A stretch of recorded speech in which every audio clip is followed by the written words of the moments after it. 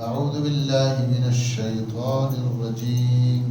بسم الله الرحمن الرحيم.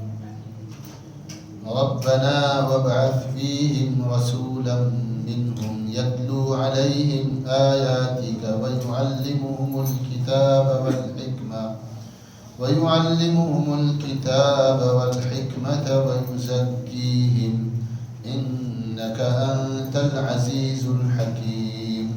ومن يرغب عن ملة إبراهيم إلا من سفه نفسه ولقد اصطفيناه في الدنيا وإنه في الآخرة لمن الصالحين. إذ قال له ربه أسلم قال أسلمت لرب العالمين. صدق اللہ العظیم.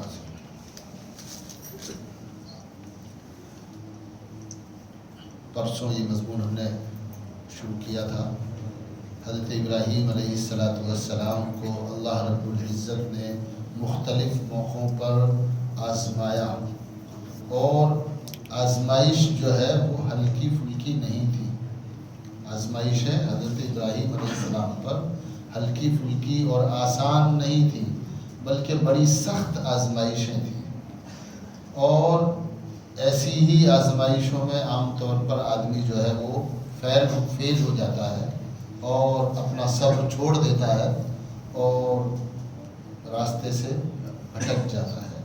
اللہ رب العزت نے حضرت ابراہیم علیہ السلام کے بارے میں یہ فرمایا کہ میں نے حضرت ابراہیم علیہ السلام کو مختلف موقعوں پر آزمایا اور اس ساری آزمائش کو انہوں نے پاس کر دیا، مکمل کر دیا. وہ ان ساری آزمائشوں میں پورے اتر آئے. تو اللہ تعالیٰ نے فرمایا کہ جب تم ہماری آزمائشوں پر کھرے اترے ہو تو ہم تمہیں امام بنائیں گے. ہم تمہیں کیا بنائیں گے؟ امام بنائیں گے، ذمہ داری دیں گے. چنانچہ نبی بنایا. اور کاہے کی ذمہ داری دی؟ اللہ کے گھر کو تعمیر کرنے کی ذمہ داری دی کہ تم اللہ کے گھر کی تعمیر کرو.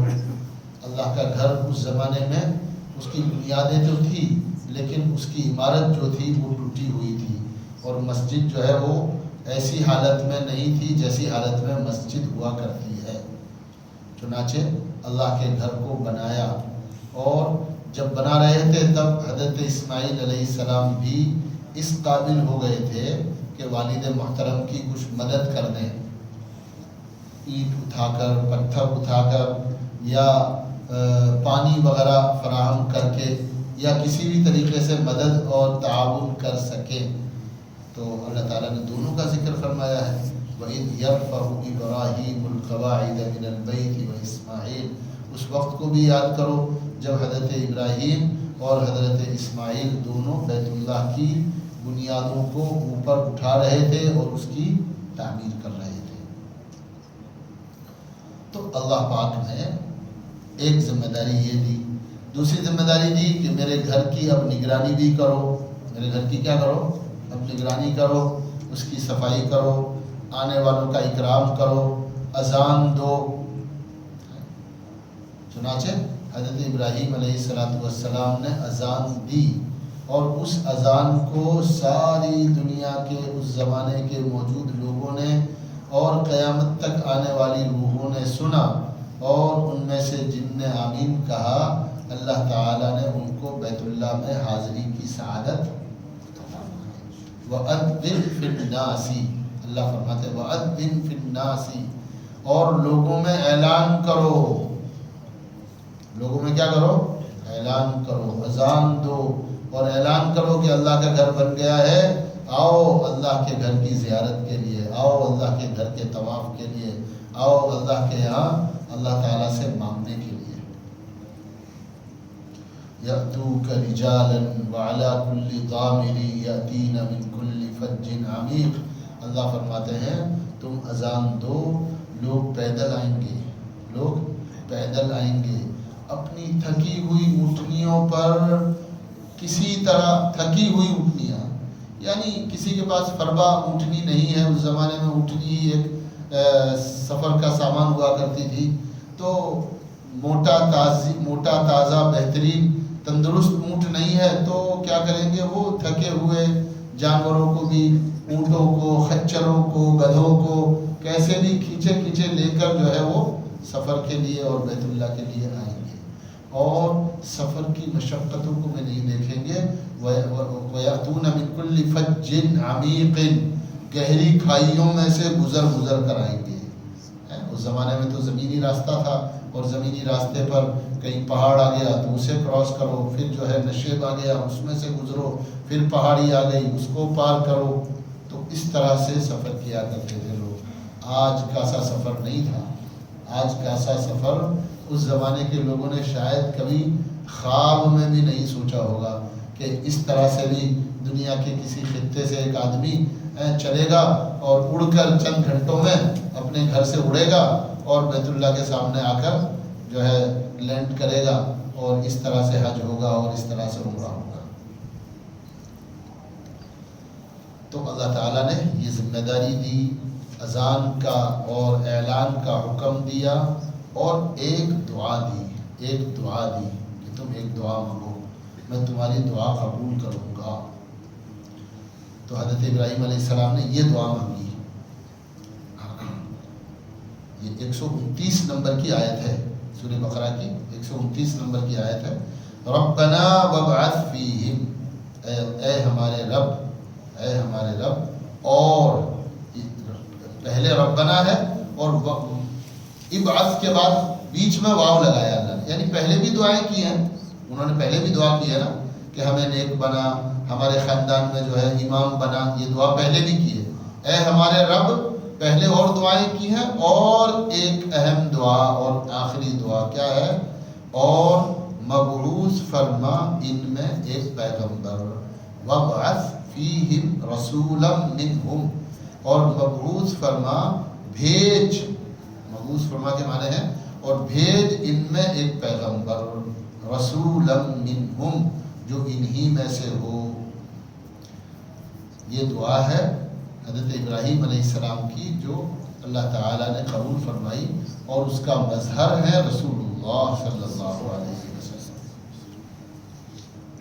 دیکھو حضرت ابراہیم علیہ السلام کے صاحبزادے حضرت اسحاق، ان کی اولاد میں تو پہلے سے نبی چلے آئے ہیں۔ حضرت اسحاق علیہ السلام کے بیٹے حضرت یعقوب علیہ السلام نبی ہیں، یعقوب علیہ السلام کے صاحبزادے حضرت یوسف علیہ السلام نبی ہیں، پھر انہی کے لڑکوں کے خاندان میں آگے چل کر حضرت زکریا علیہ السلام آئے، وہ بھی انہی میں نبی ہیں، آگے حضرت عیسیٰ علیہ السلام آئے، وہ بھی اسی حضرت اسحاق علیہ السلام والے سلسلے سے ہیں۔ حضرت اسماعیل علیہ السلام کے سلسلے میں جس کو کہتے ہیں نا کہ بھئی فوراً نبی نہیں ہوئے، اور زمانہ گزرتا گیا اور ان کو یہ بتایا گیا ان کے راہبوں کی طرف سے کہ آخری نبی آئیں گے، ہے نا، تو وہ یہ سمجھتے تھے کہ آخری نبی بھی اسحاق علیہ السلام کی اولاد میں آئیں گے۔ اسماعیل علیہ السلام کو تو وہ گویا چھوڑ چکے تھے یا بھول چکے تھے، اور سمجھتے تھے کہ نبیوں کا جو سلسلہ ہے وہ اسحاق علیہ السلام کی نسل میں ہے، تو آخری نبی آئیں گے وہ بھی حضرت اسحاق علیہ السلام کی نسل میں آئیں گے۔ جب حضرت محمد رسول اکرم صلی اللہ علیہ وسلم جو ہے تشریف لائے اور آپ پیدا ہوئے قریش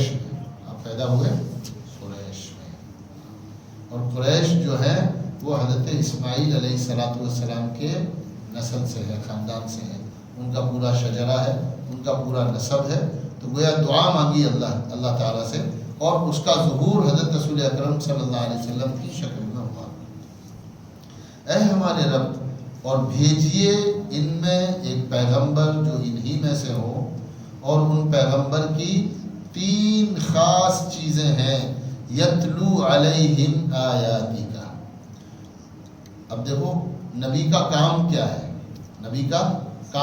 نبی کی ذمہ داری کیا ہے، اور جیسے نبی کی ذمہ داری ہے ایسے نبی کے نائبین جو نبی کے ماننے والے ہیں، علماء ہیں، اہل اللہ ہیں، ہے نا، اور تمام ایمان والے یہ سب کے سب جو ہے نبی کے نائب ہیں۔ میں بھی نبی کا نائب ہوں، اور ہم سب بھی، آپ بھی، ہم سب، ہر ایمان والا رسول اکرم صلی اللہ علیہ وسلم کا نائب ہے۔ یتلو علیہم آیاتک، کیا کریں؟ وہ نبی جو ہے وہ لوگوں کے سامنے اور ایمان والوں کے سامنے تیری آیتوں کو پڑھ پڑھ کر سنائیں، یعنی قرآن یا وحی جو بھی نازل ہوگی، حضرت ابراہیم علیہ السلام کے تب وحی نازل نہیں ہوئی تھی، تو قرآن اور وحی جو نازل ہوگی وہ اس وحی کو پڑھ کر سنایا جائے۔ نبی کا ایک کام، وحی آئی تو حضور اکرم صلی اللہ علیہ وسلم کیا کرتے تھے؟ کسی کو بلاتے تھے، اور جو وحی آئی، ایک آیت، دو آیت، چار آیتیں، ایک سورہ، اس کو چند صحابہ جو اس زمانے میں پڑھے لکھے تھے، کاغذ نہیں ہوتا تھا، کبھی تختی پر، کبھی لکڑی پر، کبھی چمڑے پر، کبھی کاغذ پر اگر مہیا ہو گیا تو وہ صحابہ جو ہے اس آیت کو لکھ لیتے تھے، اور حضور اکرم صلی اللہ علیہ وسلم ان نازل ہونے والی آیات کو دن بھر میں، صبح میں، شام میں موجود صحابہ کو سنا دیتے تھے اور لکھوا دیا کرتے تھے، اور حاضر باش جو لوگ تھے ہر وقت جو آپ کے پاس رہتے تھے وہ اسے یاد کر لیتے تھے، اور پھر دھیرے دھیرے وہ ساری آیتیں جو ہے لوگوں میں پھیلا دی جاتی تھی، لوگوں کو سنا دی جاتی تھی، اور مسلمان اسے یاد کر لیتے تھے۔ یتلو علیہم آیاتک، تو قرآن پڑھنا، قرآن سیکھنا، اللہ کے کلام سے تعلق قائم کرنا، تلاوت کا۔ دیکھو یہاں ایک چیز سمجھنے کی ہے تھوڑی سی، ہم شاید بولتے نہیں ہیں لیکن ہم وہ مسلمان، ہم سبھی قرآن سمجھنے والے مسلمان تو تھوڑے سے ہیں، ہم سب مسلمان قرآن پاک کی تلاوت نہیں کرنے کی ایک وجہ یہ ہے کہ یا تو پڑھے نہیں ہیں، اور اگر پڑھے ہیں تو چونکہ عربی زبان نہیں جانتے، سمجھے نہیں ہیں، اس لیے قرآن پاک نہیں پڑھتے۔ شاید دل کے کسی گوشے میں شیطان نے یہ بات ڈال دی ہے کہ قرآن پڑھنے سے ہم کو کیا فائدہ ہوگا، ہمیں سمجھ میں تو آتا نہیں، قرآن پڑھنے سے ہم کو کیا فائدہ ہوگا، اس لیے کہ سمجھ میں تو نہیں آتا۔ تو اس خیال کا ایک فائدہ ہونا چاہیے تھا، لیکن نقصان ہوتا ہے۔ جب یہ بات پیدا ہوئی میرے دل میں کہ میں قرآن سمجھتا نہیں ہوں، تو مسلمان کو یہ سوچنا چاہیے کہ چلو اب میں کوشش کروں گا عربی زبان پڑھوں تاکہ قرآن سمجھ سکوں، عربی زبان پڑھوں تاکہ کیا کر سکوں، قرآن سمجھ سکوں۔ تو یہ سوچ اسے آگے لے جانے والی بننی چاہیے تھی، اس کے بجائے شیطان نے کیا دل میں ڈالا، بھائی اب جو خالی تلاوت ہے وہ تو ہم سوچ نہیں رہے، وہ مشقت تو ہم نے کرنی نہیں ہے کہ ہم زبان سیکھیں، تو اب ہمارے دل میں کیا بات پیدا ہوئی، اس کو پڑھنے سے ہم کو کیا فائدہ ہوگا۔ یہاں دو لفظ الگ الگ ہیں، یتلو علیہم آیاتک، نبی قرآن پڑھ کر سنائے ایک، اور اس کے معنی بیان کرنا، اس کی تفسیر بیان کرنا، اس کے مطلب بیان کرنا، اس کو الگ نمبر میں بیان کیا ہے۔ تو اس سے پتہ چلتا ہے کہ نفس تلاوت یہ بھی مقصد ہے، قرآن پاک کی خالی تلاوت یہ بھی مقصود ہے، یہ بھی مقصود ہے، یہ بھی چاہی گئی ہے، چاہے ایمان والا نہ سمجھے، اگر اپنی کمی کی وجہ سے نہیں سمجھ رہا تو وہ اسے چھوڑے نہیں۔ اس لیے ہمیں چاہیے کہ قرآن پاک کے الفاظ کو پڑھیں، ہے نا، قرآن پاک کی تلاوت کریں، اور اس کی تلاوت کا اہتمام ہونا چاہیے۔ قرآن پاک نہیں پڑھے ہیں تو سیکھیں، تو ساری چیزیں دنیا میں سیکھی جا سکتی ہیں، کوئی بھی چیز دنیا میں ایسی نہیں ہے جسے سیکھا نہیں جا سکتا، ہے نا۔ اگر بچپن میں نہیں سیکھے ہیں جوانی میں سیکھ لو، جوانی میں نہیں سیکھے ہیں ادھیڑ عمر میں سیکھ لو، ادھیڑ عمر میں بھی نہیں سیکھے ہو تو بڑھاپے میں سیکھ لو۔ سیکھنا چاہیں گے تو بات سیکھ پائیں گے، چاہے وقت تھوڑا زیادہ لگ جائے گا، وقت تھوڑا سا زیادہ لگ جائے گا، لیکن ہم ضرور سیکھ پائیں گے۔ تو اللہ کے نبی صلی اللہ علیہ وسلم کی بعثت کا ایک مقصد ہے تلاوت قرآن پاک۔ بہت سے کہتے ہیں بھئی خالی قرآن پڑھنے سے کیا فائدہ ہوتا ہے، خالی قرآن پڑھنے سے کیا فائدہ، قرآن سمجھے ہی نہیں تو کیا فائدہ۔ کہ قرآن نہیں سمجھے وہ بے شک نقصان ہے، لیکن خالی قرآن پڑھنے کا بھی فائدہ ہے۔ حدیث پاک میں آیا کہ جب صحابی نے حدیث سنائی نا کہ بھئی قرآن پاک کے ایک حرف پر یہ ثواب ہے، ایک حرف پر یہ ثواب ہے، ایک حرف پر اتنی نیکیاں ہیں. تو پوچھنے والے نے پوچھا کہ کیا بغیر سمجھے پڑھیں تو بھی؟ کہ ہاں بغیر سمجھے پڑھیں تو بھی یہ ثواب ہے، بغیر سمجھے پڑھیں گے تو بھی یہ ثواب ہے. وَيُعَلِّمُهُمُ الْكِتَابَ وَالْحِكْمَةَ، اور دوسرا مقصد نبی کا کیا ہے کہ نبی علم سکھائیں انہیں کتاب کا اور حکمت کا. علم سکھائیں انہیں کتاب کا اور حکمت کا. کتاب کے علم کا مطلب جو کتاب نازل ہوئی ہے، جو آیت نازل ہوئی ہے، ان آیتوں کو پڑھو اور اس کو سناؤ، اور پڑھ کر سنانے کے بعد پھر ان کا مطلب بیان کرو. بھئی اس آیت کا مطلب یہ ہے، اللہ تعالیٰ اس آیت سے یہ بات کہنا چاہ رہے ہیں. اس آیت میں اللہ تعالیٰ نے اپنی عظمت بیان فرمائی ہے، اس آیت میں اللہ تعالیٰ نے نماز کا مسئلہ بیان فرمایا ہے، اس آیت میں اللہ تعالیٰ نے نکاح کا مسئلہ بیان فرمایا ہے، اس آیت میں اللہ تعالیٰ نے اولاد کی تربیت کا مسئلہ بیان فرمایا ہے، اس آیت میں اللہ تعالیٰ نے کاروبار کے مسائل بیان فرمائے ہیں. تو جو قرآن پاک ہے اس قرآن پاک کو پڑھا جائے اور اس قرآن پاک کو کی تعلیم حاصل کی جائے، اس کے مسائل کو اور جو مضامین اس کے اندر ہیں ان مضامین کو سکھائیں. کون سکھائیں؟ نبی سکھائیں، اور نبی کے بعد نبی کے نائبین جو جانتے ہیں وہ سکھائیں، اور جو نہیں جانتے وہ سیکھیں.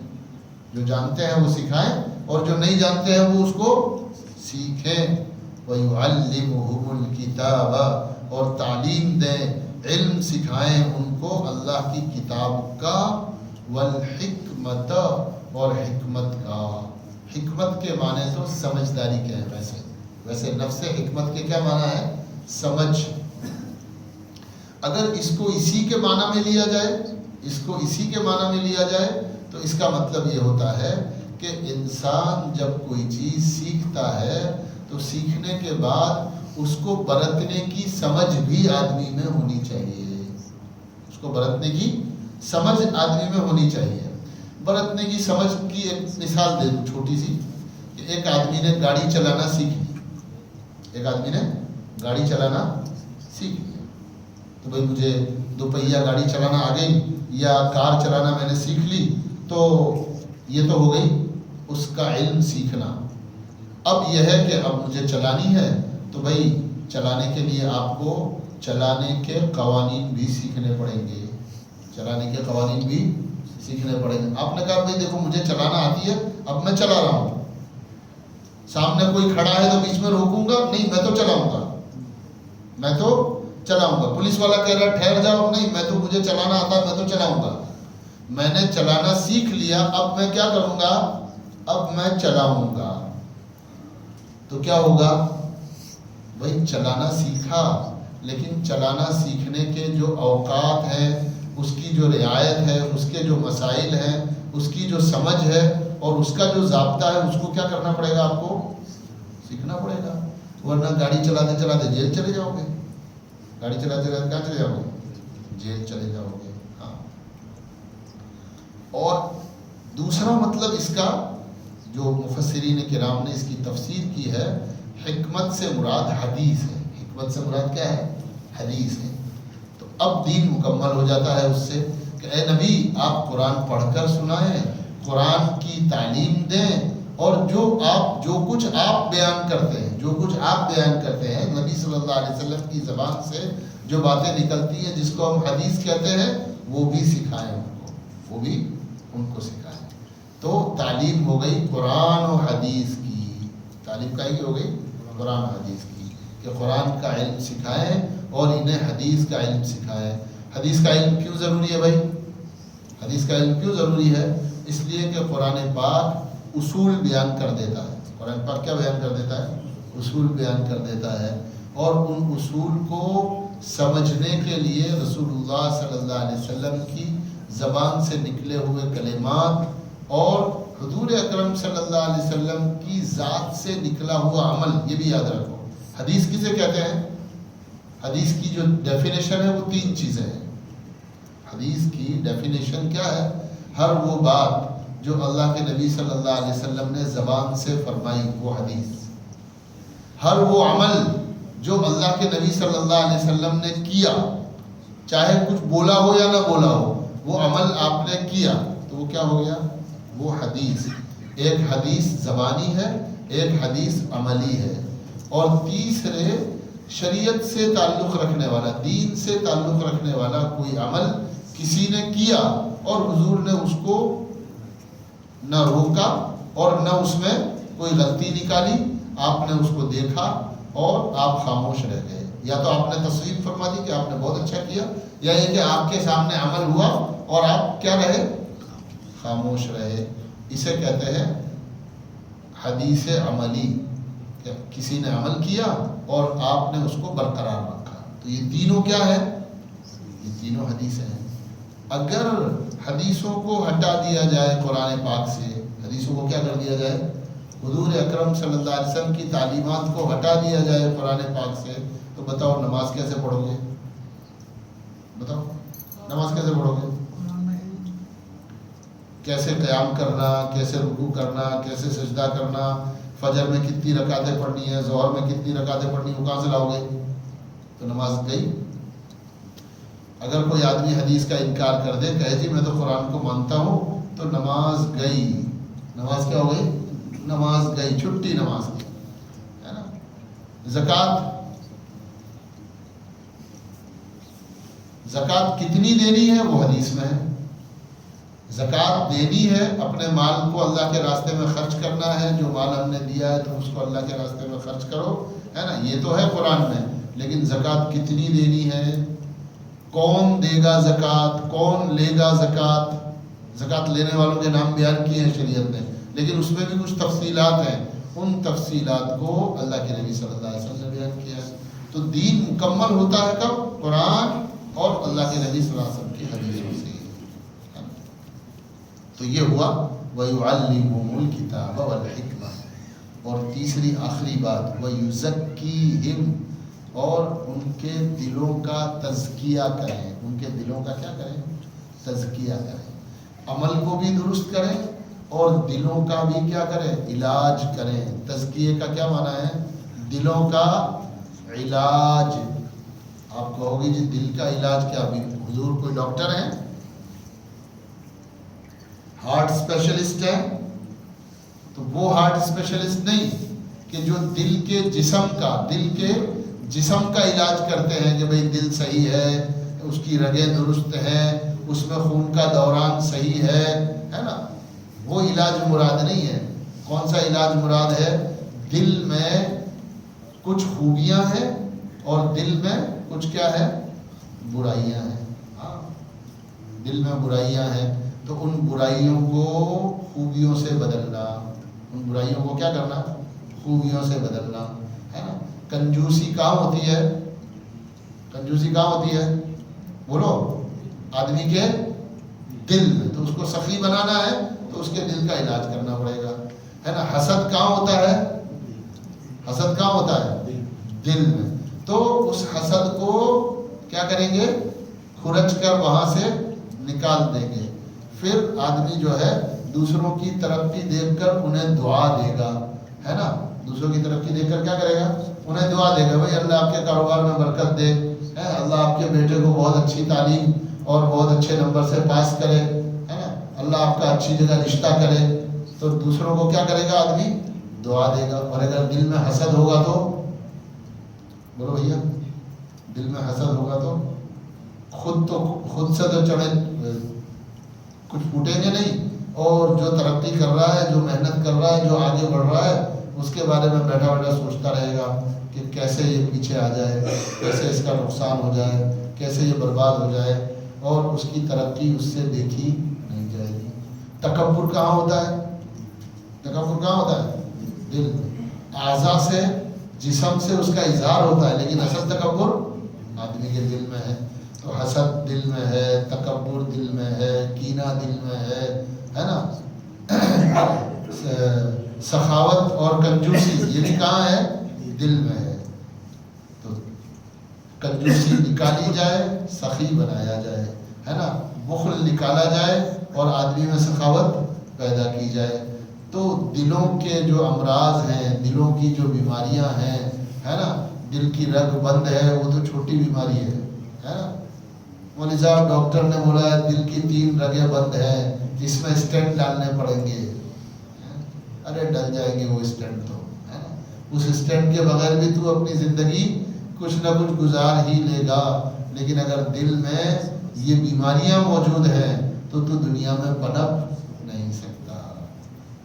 तो नबी का एक काम क्या है, वो युज़क्कीहिम, है ना, जो अल्लाह वाले करते हैं ना, अल्लाह वाले अपनी खानकाहों में बुलाते हैं, लोगों को जिक्र कराते हैं, है ना, और उनके सामने ये मज़ामीन, ये वाले मज़ामीन और इस वाले मज़ामीन की तशरीहात जो अल्लाह के नबी सल्लल्लाहु अलैहि वसल्लम ने फरमाई है, वो उनके सामने बयान करते हैं। हुजूर की सोहबत जो है ना, हुजूर सल्लल्लाहु अलैहि वसल्लम की सोहबत है ना, वो खुद आदमी के दिल को पाक साफ करने का ज़रिया थी। ऐसे ही हुजूर के जो नाइबीन हैं, अल्लाह वाले हैं, नेक लोग हैं, सालेह लोग हैं, औलिया अल्लाह हैं, उनकी सोहबत में जाना और उनके पास बैठना और उनसे फ़ायदा उठाना, इससे दिलों का मैल और ऐब क्या हो जाता है, दूर हो जाता है। दिलों का मैल दूर हो जाता है, दिलों का ऐब ख़त्म हो जाता है ना। एक नौजवान सहाबी हुजूर सल्लल्लाहु अलैहि वसल्लम के पास आए और जुरत देखो, जुरत क्या है, जुरत देखो, क्या कह रहे हैं, हुजूर मुझे जिना की इजाज़त दे दो, हुजूर मुझे जिना की इजाज़त दे दो। अब बताओ, मस्जिद में बैठकर एक आदमी, वो भी नबी से, मेरे आप जैसे किसी से नहीं, बल्कि मस्जिद में बैठकर लोगों के सामने हुजूर अकरम सल्लल्लाहु अलैहि वसल्लम से फरमा रहा है, कह रहा है कि मुझे ज़िना की इजाज़त दे दो। हुजूर अकरम सल्लल्लाहु अलैहि वसल्लम ने उसे न डांटा न झिड़का, है ना, और उसे समझाया। उसे क्या किया, समझाया। क्या समझाया, देखो तुम जिसके साथ ये बुरा फैल करोगे वो किसी की बहन या बेटी होगी, हाँ जी बिल्कुल, किसी की बहन बेटी होगी। अगर ऐसा कोई तुम्हारी बहन या बेटी के साथ करे तो तुम्हें बर्दाश्त करनी, मुझे तो बर्दाश्त नहीं है, तो क्या उन्हें ये बर्दाश्त होगा कि उनकी बहन या उनकी बेटी के साथ कोई ऐसी ज़्यादती करे? आपने समझाया, और समझाने के बाद हदीस पाक में आता है, आपने उसके सीने पर हाथ रख कर कुछ पढ़ा। वल्लाहु आलम आपने क्या पढ़ा। कहते हैं कि वो सहाबी कहते हैं कि मैं जब आपके पास से उठा तो मेरे दिल से इस गुनाह की ख्वाहिश बिल्कुल ख़त्म हो गई। मेरे दिल से इस बड़े अजीम गुनाह की ख्वाहिश ख़त्म हो गई थी, और फिर उसके बाद पूरी ज़िंदगी सबसे ज़्यादा बुरा मुझे यही गुनाह लगता था। तो दिलों में गुनाहों की ख्वाहिशात होती हैं। दिलों में क्या होती है, इंसान के गुनाहों की ख्वाहिशात होती है। शराब पीना, झूठ बोलना, है ना, कत्ल करना, जिना करना, ये दिलों में क्या है, इंसान के उन गुनाहों की ख्वाहिशात है ना। अपने आप पर मेहनत करें, है ना, आमाल के ज़रिए से, नमाज़ों के एहतमाम के ज़रिए से, दुआओं के ज़रिए से, और अल्लाह वालों की सोहबत पाकर, अल्लाह वालों की सोहबत पाकर, ताकि हमारे दिलों का मैल दुरुस्त हो जाए, ख़त्म हो जाए, मैल धुल जाए और दिल क्या हो जाए, पाक साफ हो जाए, दिल हमारे पाक साफ हो जाए। तो यही फरीज़ा है नबी का कि नबी जो है क्या करें, उनके दिलों का तज़किया करें। बेशक आप तो बड़े ज़बरदस्त हैं और बड़ी हिकमतों वाले, बड़े ज़बरदस्त हैं और बड़ी हिकमतों वाले।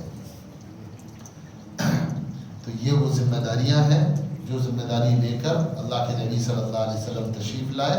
अल्लाह के नबी सल्लल्लाहु अलैहि वसल्लम हज़रत इब्राहीम अलैहिस्सलातु वस्सलाम की दुआ का मज़हर है। इन्ना इब्राहीम कान उम्मतन क़ानितन हनीफ़न। इब्राहीम अलैहिस्सलाम जो है वो तो एक मजमुआ है। वो क्या है, एक मजमुआ है, और अल्लाह की तरफ मुतवज्जे है, यकसू है अल्लाह की तरफ, यकसू है अल्लाह की तरफ। और यहूद और नसारा से कुरान ने ये भी कहा, मा काना इब्राहीम यहूदियन वला नसरानियन वलाकिन काना हनीफन मुस्लिमा। है ना, सुनो, तुम कहते हो ना इब्राहीम की हम औलाद है, इब्राहीम की हम औलाद है, इब्राहीम की हम औलाद है।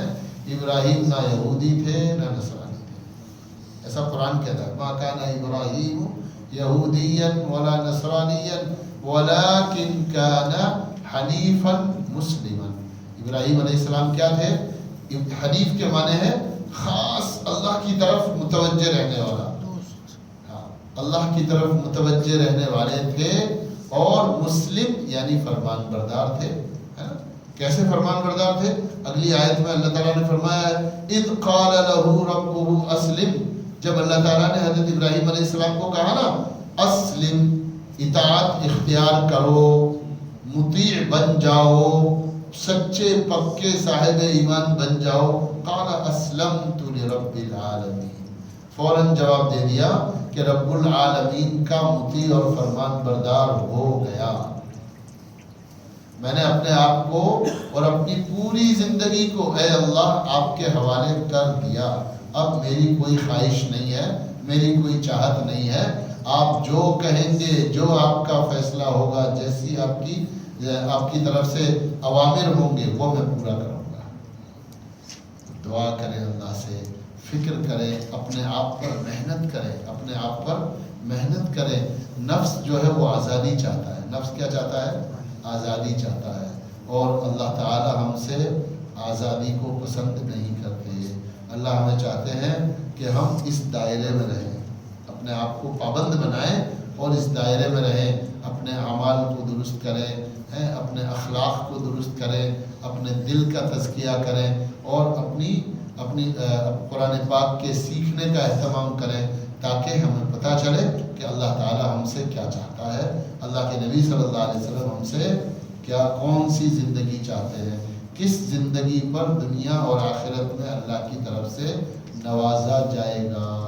خالی مسلمان گھر میں پیدا ہو جانے سے اور منمانی زندگی گزارنے سے آخرت میں کامیابی نہیں ملے گی. ہمیں ضروری ہے نا کہ ہمارا معاشرہ، ہمارا گھرانہ، ہمارے گھر کے افراد، ہم سب مل کر اللہ کی اطاعت کا فیصلہ کریں.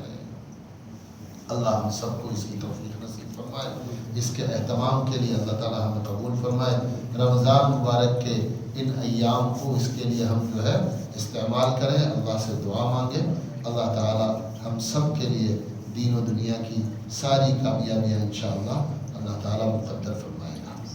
سبحان اللہ بحمدہ، سبحانک اللہم وبحمدک، نشہد ان لا الہ الا انت، نستغفرک ونتوب الیک.